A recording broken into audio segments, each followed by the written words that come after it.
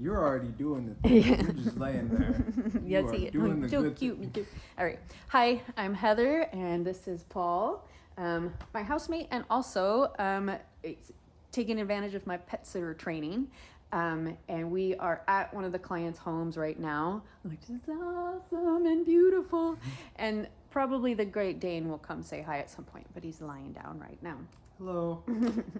So yeah, we're going to talk about just kind of a lot of basic stuff, or I'm going to talk about some horror stories. Like basically anything in my training is based on something, almost all the time, a mistake that I made. And then I'm trying to help the student avoid making, because some of them are super scary. And then also just kind of talk about answer some questions. And then I also want to like kind of touch on what are some of the soft benefits of pet sitting, that it's not cash just being given, but what are some of the other benefits that elevate your experience that really are super, super valuable. So we'll talk about that a little bit too. Sound good? Yeah. Is there a particular place that sounds interesting for you to start, or?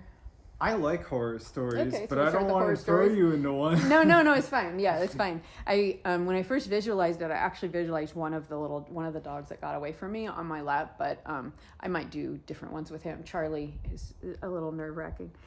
Okay, so one of the scariest things to me is the idea of a dog getting away from me. Like we're out on a walk, or they get out of the secure area or whatever. Because not only are they already freaked out, but you're not their person, so they might not come to you.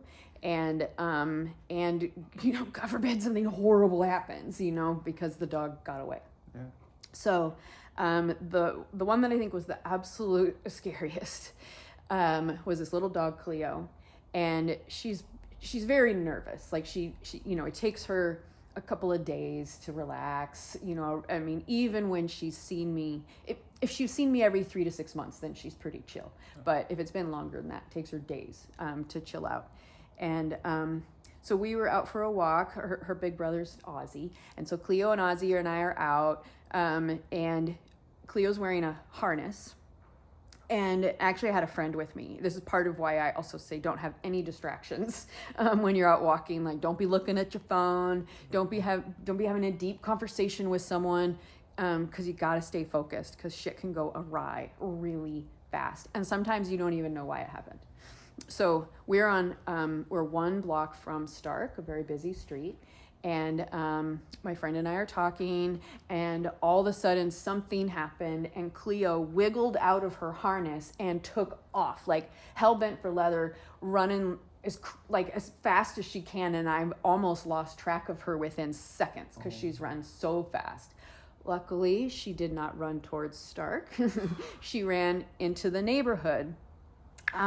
So I, gave the other dog to my friend real quick, and I'm not that fast of a runner, but I am running my ass off going after her and calling her name. But then the further complication is that if I try to go towards her and I'm scared or frustrated, she can feel that and see that, and she would run away further. So at first I was so scared and so worried that I definitely did not sound calm. Mm-hmm. And when I would call her, she would look at me and go, "Fuck you," and run faster away from me. And so luckily I figured that out pretty quickly, because it escalates if you keep being scared or keep being mad. Mm-hmm. And so finally I was able to, when she couldn't see me, when she was on the other side of a car or something, that's when I would run as fast as I could, and then as soon as she could see me, I would slow down. And just talk to her really gentle. And finally, actually, what I think she did, she got back to the house. That's what it was. She went home. She actually just ran home. Luckily, that's 'cause she lived in the neighborhood a long time. A dog that's only lived in their neighborhood for a short, 6 months or a year, might not remember how to get home. Yeah. So a lot of things happened in that, wiggled out of her harness, which I didn't even think could happen. Mm-hmm. Ran like a motherfucker to get away from me, was scared of me, trying to come towards her, wouldn't come to me. Mm-hmm. Had to be think on my feet really quickly. about the like, okay, I'm going to run when she can't see me kind of thing. Yeah. And I was calling her the whole time, but having to kind of try to modulate my voice as calm as possible. Yeah. So I'm sure that's really easy. Yeah. So that one was stressful. Yeah. The good news is, bad news is, I'm not the only one it ever happened to. So when I let the client know, hey, something really scary happened today, Cleo got out of her wiggled out of her harness, everything was fine, she went right home, and then the client was like, oh yeah, that happens sometimes, it's happened to all of us, and this is how we handled it. And that helped me also realize I need to ask, what do I do if the dog gets off leash? Because she would have said Cleo almost always goes home. And so then I maybe wouldn't have been as scared. Right. So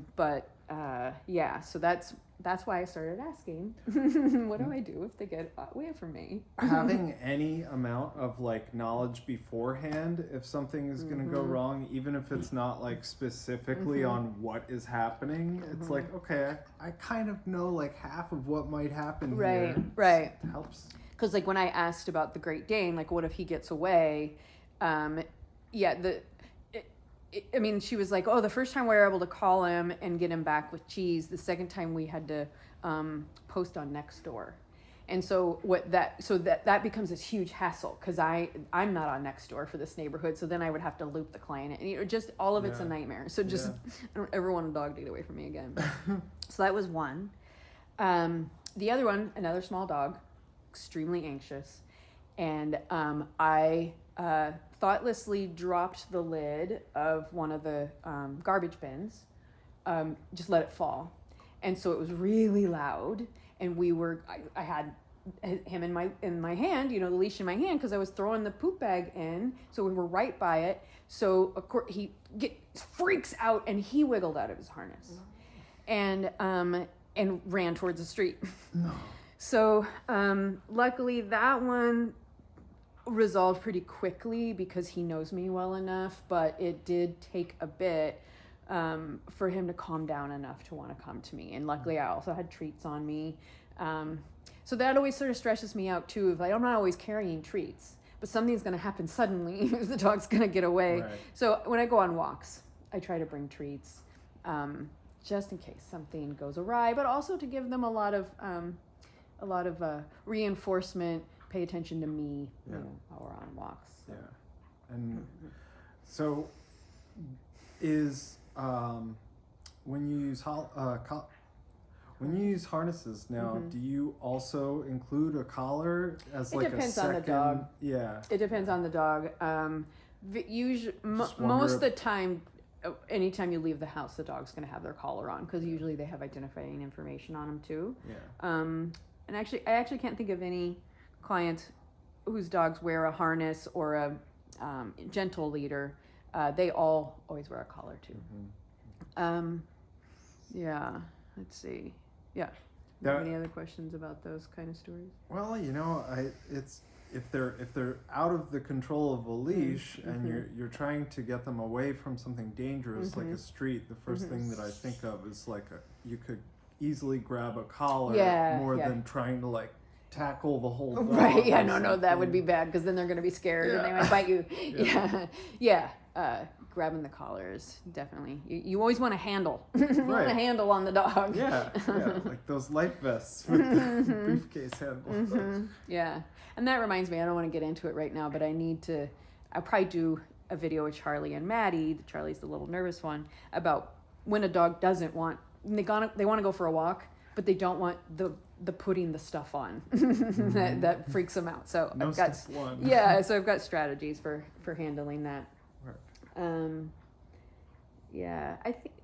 now, I think those are maybe other horror stories I'll say is if a dog gets a hold of your pills, your medication, your food, like it can become an extremely dangerous situation very fast because usually most dogs are allergic to quite a few people foods. And so with that, like I do ask, how high do I have to keep stuff? Like how food oriented, how much is this dog wanting to steal stuff? And I do have one client that I kept putting stuff like all the way in the middle of a really wide dining table, and that wasn't enough. And that's where they had told me to put stuff. And so then I'm like, okay, now I got to put it up even higher. And I kept forgetting, and I kept leaving things within his reach. And so he ate some of my stuff, and he, it was just, it's something you have to be really mindful about. Yeah. Luckily, they're not all quite that obsessed with trying to eat or steal or rip up anything they can reach. It sounds like the preemptive approach to it is the best thing, because proactive is always best. Yeah, like obviously no one wants to find themselves in a like the pet is poisoned situation, but also just like know where the pet can get to and like don't leave anything there. I kind of, not everybody like is going to really know this, but I think most people who have been camping, particularly in the deep woods, know that like you don't leave food just kind of around, because raccoons or bears it'll draw them. And so I just sort of like, I try to look at a space, especially when my stuff is out, I try to look at it as if, okay, if a bear came in here, would it find this food, And I just kind of pretend the dogs are essentially bears, and try to be very careful about them getting my food. So I'm sure it helps that this one is almost the size of a bear. Right, yeah. Luckily, there's very wide counters that I can put stuff on. But there was something else right along that I wanted to, I don't know, maybe camping, supplies. Keeping things sort of self-contained. Maybe it'll come back to me. It's okay. I don't remember what it was. Any other questions about the horror stories, or are there other prompts that I might have forgotten that you could think of about? So talking about it getting away is outside the house, or like, so for example, have you had a scenario where it's like ready to fight another dog or another animal? Okay, that's a good question. That is why I am very, I always cross the street. Yeah. I try never to pass another animal very close. I have very few dogs that are totally chill. Just about all of them have some sort of leash reactivity. And luckily, I don't currently have any clients who don't really work with their dogs much, who don't really train them at all. That's really hard. But most of them, especially if they have a reactive dog, have gotten into the habit of, having treats, and then you got to scan. You always got to be watching for cats, squirrels, other dogs, other things. Like a lot of dogs are freaked out by scooters or skateboards. So that's key number one, is you be scanning, you be watching, try to see everything before they do. But if something has happened and they're starting to get really wound up, most of the time you can, get their attention, get their name, snap, try to get them into a sit, but at least just get them looking at you and give them a treat. Yeah. And you might have to do that multiple times to redirect them from the dog. So again, it's a proactive thing is ideal. But if it happens, there's always something that jumps out from a fence that you didn't see, or behind a bush. All of a sudden a dog's barking at you and everybody's getting all like freaked out. That's kind of like when the horror story with Cleo, I keep my voice calm. I'll say their names. No, it's okay, Maddie. Good girl. It's all right. Good girl. And just try to get their attention, and with soothing words. And I guess I'm stumbling a little bit because it's been a long time since I've had kind of one of those reactive sort of freakouts. But you work with our house dog. Yeah. And it sounds like she's pretty reactive quite a bit of the time. So what would you think? What other things might you think of about that you could add? What you were describing of the proactive attempts to notice things before the dog does becomes different depending on the dog, because different dogs notice certain things more easily or quicker than others. And I've felt like that's been a big part of me getting to know Bronson that we live with, because I have a little bit more like feet under me, like solid ground, of being able to spot things that are probably gonna catch her attention and make her go for it. So that has been, you know what sort of things will make her take her eyes off the road. Yeah. So. And so like for you, for example, since you already spend a lot of time with a pretty anxious dog that's pretty reactive, you're already good about being real like scanning. And so I just always act like that with every dog, because even someone like George, who seems super chill, you never know, there might be something. He steps on a thorn or something and like spazzes out, but again, I was kind of visualizing that, like, the incidence of something somewhere a dog's gotten loose. That would be like one of my worst ideas, is that some random dog is loose and comes at you, and your dogs are reactive. It would be, luckily this has never happened to me, but it could become very dangerous if that dog gets all the way to you, because then they might get into a fight or something, and then you might get hurt. And so I think if I saw a loose dog coming towards me, I would, as quickly as possible, like, get my dogs into a sit, and God, I'm just kind of visualizing, because I keep imagining this loose dog is continuing to come at me.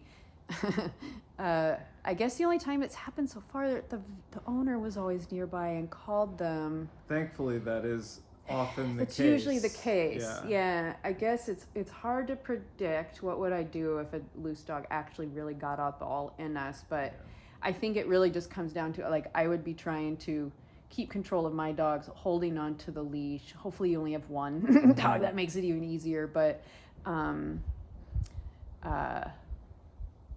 guess I almost feel like I'm stuck. Like, I guess I would have to figure it out in the moment if it really went poorly, if they're, I mean, to that extent, if there's no owner to control the other dog, it is a bit of an instinct. Yeah, I probably situation. I would be like kicking,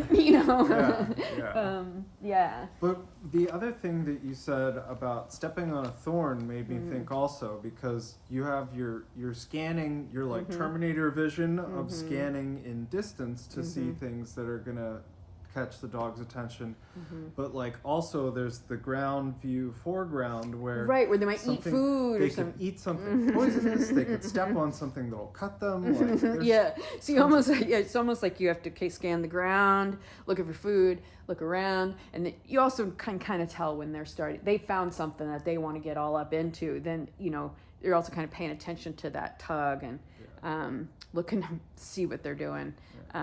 So that's another proactivity thing. It's like really watching for food, but even when you don't see it, because you won't always see it, noting that they're into something and getting them out of it as quickly as possible. Because there's all kinds of nasty shit on the ground that they shouldn't be eating. They ain't always food somehow. I guess I also, like, I know I want to do some more videos about, like, actual, like, leash handling and protecting your own body, especially with medium to large dogs.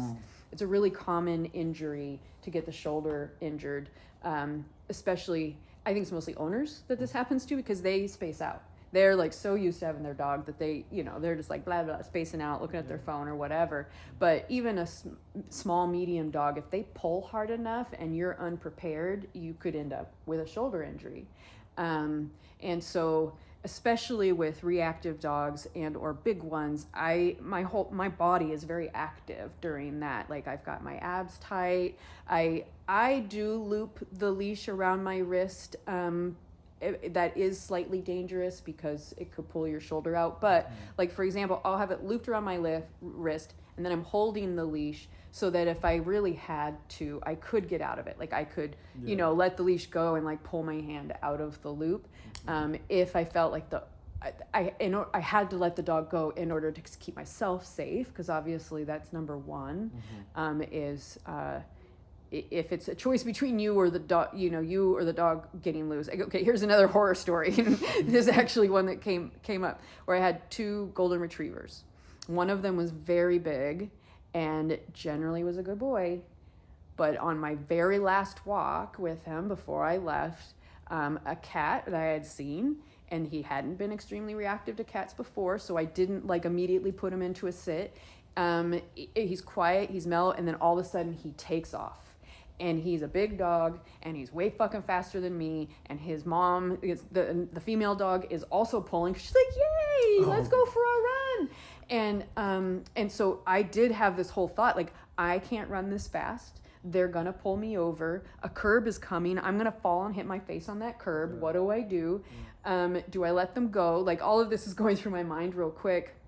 And what ended up happening is, before I got to the curb, we were still in the middle of the street. It was a quiet neighborhood, thank God. Still in the middle of the street, I turned my shoulder and let myself fall. Oh.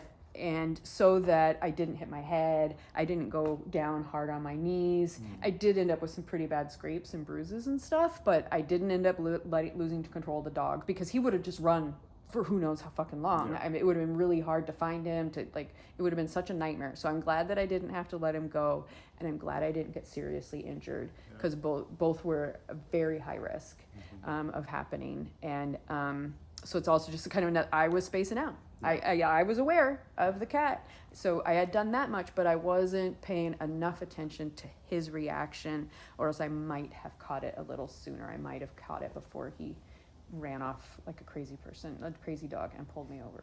Yeah, and I mean, just having that foreknowledge is like, it allows you to kind of keep your body balanced in a way, or keep your feet set in a way that you are prepared if it does happen. Because like, I don't know, what else can you really do? And part of the benefit to that, though, is you're getting a lot of exercise. Right. You know, you're getting your steps in, you're like tightening your muscles and body, you're really keeping your mind aware. Like, that's all really good exercise, actually. Yeah.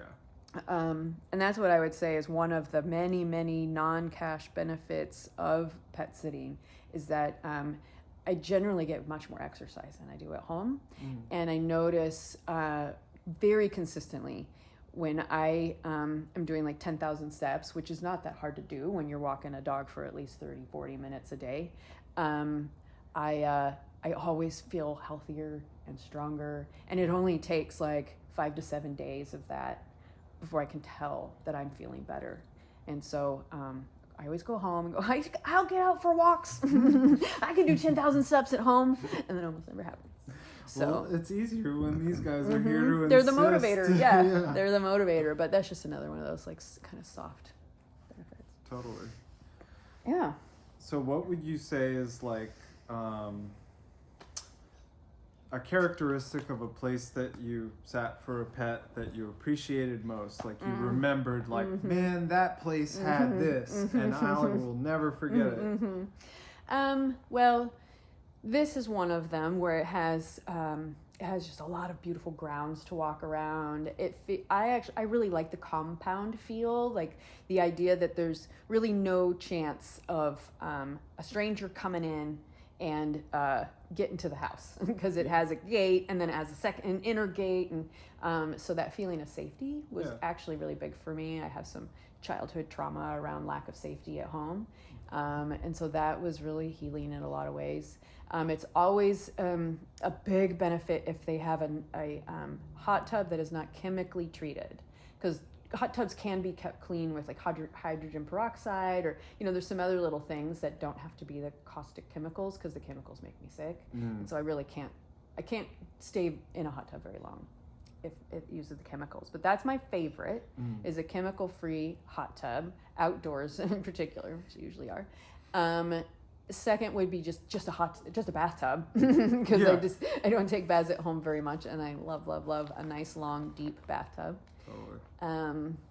But in general, it's really just all of my clients have beautiful homes. They're often like really comfortable. They're set up really nicely, so it's like really easy to relax. Once I know where stuff is, it's really easy to relax. It's easy to appreciate my surroundings. I always feel a lot more like creative and inspired, and I feel more like neuroplasticity going on when I'm in an unfamiliar environment. And I really always look at this kind of thing as like part of my compensation is this amazing opportunity to get to stay in a gorgeous place without without having to go through all the work where I trade my time to earn the cash and then trade the cash for the benefit of the house, that's very expensive in my mind. But instead, I just go, okay, I'm getting paid to come hang out in your gorgeous house, and I still get the benefits. But this one, I don't even know. I'm gonna have my admin look up how much it would cost to rent a place like this, but I'm guessing it's like $1,000 a night. Yep. And so me being here for 16 days, I would have to be a multimillionaire to spend that kind of money renting a place. Yep. I would have to be actually quite wealthy even to spend $250 a night. And that's not that uncommon for a pretty nice place like on Airbnb or whatever. So I literally calculate that into what I consider to be my full compensation package. The divine compensation portion. So yeah, I would say the surroundings are highest on my list. But and so you mentioned the process of getting to know how another person's house is set up. So is that generally is kind of fun, to figure out sort of where someone's arms reach is, or what their idea of a convenient setup. Right. Yeah, it's interesting. Yeah. I usually find that a lot of people have cool gadgets that I didn't know existed or that I don't get to use much or whatever. So I have fun with that. I get frustrated sometimes if I can't find things though. I'll get hungry and then I'm like, I need the X thing right now and I don't know where the fuck it is. Yeah. That's a little hard, but and sometimes, especially because sometimes I don't even have it. Then I've been looking for a long time, but it's always interesting seeing something being set up in someone's kitchen in a way that you never considered it. Right. The thing where somebody had their dish soap in a reservoir under the sink, attached by a hose to a plunger. That's random. I've never seen that anywhere in my life. Right. Yeah. So it definitely forces you to you can't just think stuff is going to be like it is at home. So people can do shit you've never even heard of. So yeah, it's an exercise in creativity. Yeah. Yes, let's see. So we were kind of talking about kind of what are some of the benefits specifically of learning why or how to be a pet sitter. Before I talk about any of that kind of stuff, what would you say have been some of the benefits to you? You've now done it, I don't know, you've spent close to by the end of this week, you'll have had about a month worth of experience spread out through the multiple jobs, but what would you say the benefits are? I would say, as someone who is also trying to learn how to work in a generally freelance sort of setting where there's a lot of direct contact with clients and a lot of unsupervised responsibility to do things and manage your own time to get them done in the proper allotted time. And so this has been super helpful for me because I try to do art freelance and so much of the same skills and exercises are across both of them. Talking to clients, managing any sort of problem or miscommunication or whatever literally you both need to know and figure out together in art or in dog sitting. It's a process that you get better at through doing it. And so that's been super helpful for me, and also just kind of thinking in that way about things from the client's perspective, how to deliver a good experience to the client and how to center things around that so that they hopefully will refer to you or return to you for your services. So that stuff has been great for me. It really it helps me kind of hold myself to a bit of a standard about being a freelancer, because you're not sitting there with a manager next to you to tell you crack the whip or something. It's up to you. You're doing it yourself. So yeah. And kind of on that gig work or freelance thing, part of the reason I love it is because for many years, it's basically been my goal to earn at least $100 a day. Not necessarily every single day of the month, but that's my aim, $100 to $150 a day. So if I'm making, $50-$60 pet sitting, then I either don't have to make as much money in other ways that day, mostly rideshare and delivery, just 'cause those are so easy and accessible, but so I don't have to make as much, or I'm getting ahead if I do earn more. But that just, because my time is way more valuable to me than cash.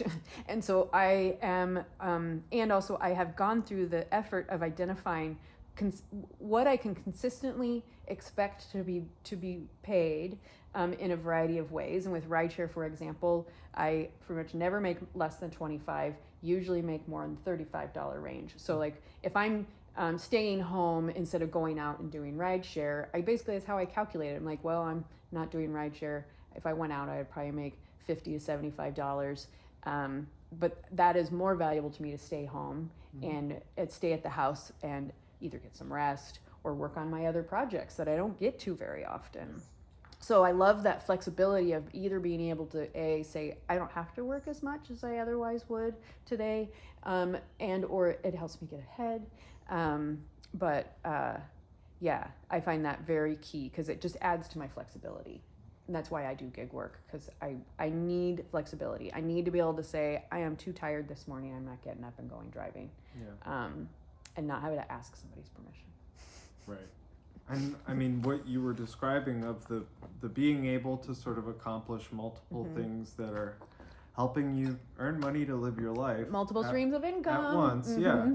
I have really loved that about this, where of course there are things you're responsible for and a general schedule that you're held to, but around that structure, like I try to schedule commissioned art projects during these periods, and if I have like a pretty mobile setup, like I just got a tablet so I can do digital art anywhere I am. I don't need my art desk necessarily, and that stuff is like, it feels really freeing to be able to marry them together that way. And I find by not being at home, I like at home there's always other stuff to do. It's very distracting. You know, it's very hard for me to sit down and do my own work, freelance stuff or whatever at home. But I get here, I mean, all I got to do is, you know, I factor in about 2 hours of work a day. That's how I set my rates, and like that's all I have to do, and then kind of keep my place tidy, you know. But other than that, all the time is mine, and I can have fun playing with the animals, or I can do my work or whatever. So it's like it gives me a lot more time, and by already making some money, I don't have to go out as often and do the gig stuff. So it's just so many different ways. It's like it gains me time that I wouldn't otherwise have. And like I said, time is far more valuable to me than cash. So I work towards, I find a lot of my needs are met without cash. And because that's always people's like first, like, well, some stuff, lots of things need cash. True, but not as much as you think. But that's a whole nother topic. I don't want to go down that rabbit hole right now. Yeah. I so how common would you say it is that you have a client who doesn't mind if you, with permission and notice, have a guest over while you're staying at the place? Is that like a super common thing, or it's yes and no. I usually don't even ask on my first job with somebody because I don't want them to get I don't want them to get any like the wrong idea. But someone like this client, for example, volunteered right up front. It's fine if you want to have guests.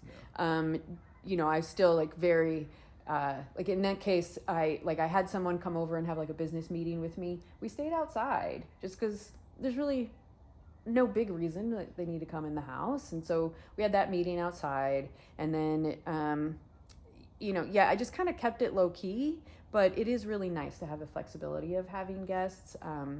And like I have another one who's like, yeah, your boyfriend can come over, and I have friends over for tea or whatever. But I would say it's actually most of them. I haven't explicitly asked to have permission to have guests. If I really wanted to, then I would, if I've been with them multiple times, then I would ask, hey, please say no if you're uncomfortable. It's absolutely zero pressure, but may I have a friend over at some point while I'm here? I'd imagine most people would say yes. I just haven't necessarily asked that all makes of them. sense that it would be something that you might if you were going to propose it, you would do it after you've broken the ice with the client, and you're not like immediately putting them in a position of like, have another stranger in your house who exactly. you haven't even met. Exactly. So when I'm sitting and I haven't asked about guests, I might have people come over, but they don't come in and we just go for a walk. Yeah. So but jumping back to the topic we were on a second ago about like some of the benefits and me being able to stay in one place for a while is, again, I don't stay home all day very often, but when I'm in this kind of situation, I do stay home all day quite frequently, partly because it just feels great. And I try to structure my time when I'm on a sit around the idea that I'm out of town. I'm on retreat. It doesn't matter if I'm only 15 minutes from home. And the animals are so much more relaxed if you're there pretty much all the time. If you're in, out, they're going to be stressed. Yeah. And I think that's something that we've touched on a little bit, because every animal is used to a different amount of attention from their owners. But most people who are willing to pay the kind of rates I charge are the kind who are home all day. Right. So they get a lot of attention. Right.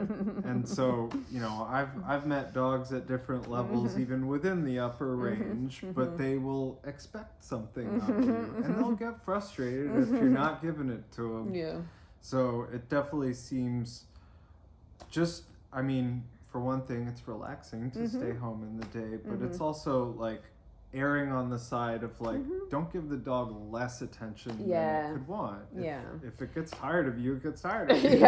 But also like, I'm not trying to replace their person, because again, like the people who are retired or are home all day or whatever, like they really give a lot of attention to their dog, and they're not expecting me to necessarily do that. And what I found is that most dogs, within a couple of days, they get a sense of what you're cool with and what you'll do. And so I definitely, if they come to me with bids for play, or bids for attention, then I absolutely always try to give them at least some. But I don't feel pressure to do exactly what their people do or exactly as much. But the more you do, the more relaxed they're going to be. Probably the more fun it's going to be for you. But I'm just always trying to walk that line between like, don't feel like you're working constantly, but definitely be really present with the animals, and just kind of maybe spread out throughout the day, little play sessions or sniffing sessions or whatever. Those are all really good. I've always found that to be like threading that line can be tough, but it's like, the dog needs what it needs.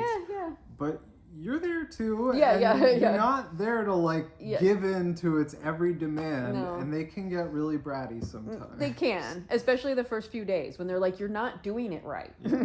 But I found that generally by the third day, the fourth day, they're like, all right, you're not going to give me as many treats as mom does. Fine. But yet, like this guy was pissed. And that after like 3 days of me only giving him treats once in a while. And so I started giving him more. And that's also just another way to like get them really warmed up to you. I use them strategically. Like if I have a dog who doesn't really like to put their gentle leader on, most of them don't, or one's skittish about their harness, then I get in the habit of giving them a treat when they come to me, preferably put them in a sit. But if they came to me, they get a treat. And then once they let me put the thing that they don't want on, I give them a treat. And that really warms them up quick. So dogs that were running away from me a couple days ago are now remembering that I give them a treat when I put their stuff on, and they come to me better. So that's a judicious use of treats. That I'm very free with that. Very free out on the road if they're reactive. Give them reminders of being a good dog. It's another big preparatory thing, because I often have to remind myself to be like ready to offer a treat if I'm actually trying to be like, yo, remember when I'm telling you. And it's hard to remember to do it in the first place because it's not part of your routine. So that's why I'm always like, check the client's information all the time, because none of these things are in your routine. Let's see. So we've talked about an awful lot. The one other thing that I'm really proud of, with this whole idea of like creating basically an entry-level pet sitting job, opportunities for people, is some of the challenges that I've seen other people have as well as for me is it's most common to do jobs for free for a long time before you start charging. And you're only doing it for friends and family, or maybe, a neighbor or something like that. But most people don't charge for the first few years, and that's honestly appropriate because you're making a bunch of mistakes. You just are. New sitters make a lot of avoidable mistakes and aren't getting paid for it. So what I decided to do is I think, well, what barriers do I feel like are most common among people who, when I suggest you should do pet sitting, it's a great gig, what do they say? Well, I don't do it because of this or that. So I really, so some of the barriers that I can remove, one is I don't know how. I'm afraid I'm going to make mistakes. Or they're overconfident and they're like, oh, this is no big deal. I know I can totally do this. So that's also a problem. Yeah. And so one barrier being, I just don't know how. So I've just written down like a lot of the things that I've learned that I feel like, okay, every pet sit, these things are part of it. Then when I have a repeat client, I write notes about them specifically. But just by overcoming that, like telling my own horror stories, hopefully you'll never have a dog that wiggles out of their harness like that because you've heard this scary story and, will probably remember it and, take steps accordingly. So me learning the hard way and then sharing about that and writing it down. And then also like I'm obsessed with efficiency and making things easy as possible. And it took me a long time to dial in like my travel kit, or what are the things I really need on every job? What are the things I don't need? What do I keep carrying around that I never get to? And so dialing in what my go kit is took quite a long time. But now I feel like I can, I haven't made it yet, but I will. When I have a packing list, that's going to help others so much. Yeah. Because there's a lot of stuff that I think most people would consider very important to have that they're not going to think of until they're somewhere and they don't have it. Yeah. So making packing lists, and also like this is what you do on each day. Like day 1 is different than day 3. And I've found, okay, well, it takes me a couple days to settle in. So don't expect yourself to be immediately comfortable. Make sure you plan and to bring the simplest possible food, at least for the first couple of days, because you're going to be all discombobulated and, taking time to cook something or to like leftovers or takeout. Like I strongly recommend on the first couple of days, freezer food, like stuff that takes almost no effort whatsoever, because you'll forget to eat.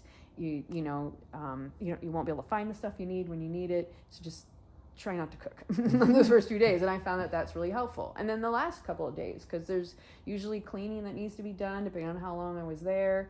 I aim to have just about everything as much as possible done by the night before, because even if I'm in the house till noon, the time goes really fast. And there's still a couple of hours of work that you have to do before you leave just for your normal duties, let alone cleaning it as clean as it was before when you arrived, and getting all your stuff and making sure you didn't forget your water bottle and your charge cords,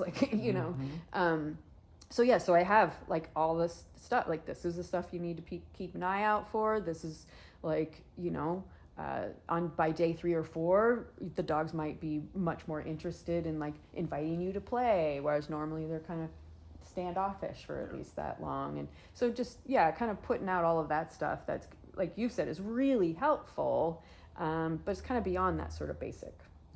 And the other big barrier that I feel like is one of the biggest values that I'm offering is by kind of removing the business side of things from the new sitters kind of job, basically, because that part is really stressful. Like it takes a long time to remember to make sure you ask all of the appropriate questions so you have the information you need. Clients never remember to tell you everything you really, really need. And the actual business, like cash side of things, it's not always a comfortable conversation for people to have, especially if they're kind of new in their business. But I don't have that problem. I'm very confident about, the business side of things. And I'm also very good at keeping up with the invoices and my taxes. And, so I'm kind of taking that piece out of the equation until such a time that a sitter says, okay, I want to make this more of a business for me. Yeah. Teach me that stuff too. Yeah. But it's such a big, it's like learning the business side of things, learning the pet sit side of things. If you